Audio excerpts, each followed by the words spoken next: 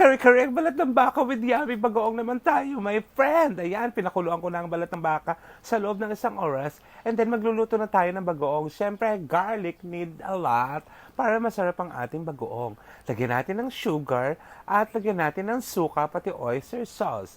Hanggang sa mag-caramelize na siya. Ayan, sarap. Bagoong palang ulam na. Ihanda na natin ang ating mga sangkap. Bago ang lahat, magtunaw muna tayo ng annatto seed sa ating mainit na tubig para makulay siya at colorful. Ang sarap-sarap. And then, pagkatapos niyan, i-blanch na natin ang ating mga gulay. Sitaw at saka ang ating puso ng saging. Nagkamali pa ako, my friend. Okay, and then pagkatapos niyan, ay igisa na natin o ibusan na natin ang ating harina or galapong sa atin hanggang sa magkulay brown siya. Magisa na tayo tuloy-tuloy at lagyan na natin ang ating balat ng baka na pinakulo ng 1 hour sa pressure cooker. Okay? Pagkatapos yung tinunaw na mani at yung galapong, ilagay na natin siya hanggang sa kumulo na siya.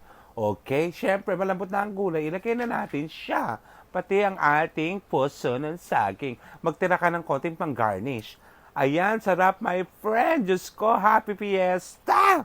Okay, kainan na my friend. Ito na ang ating kare-karing balat ng baka with bagoong. Subscribe na! Thank you!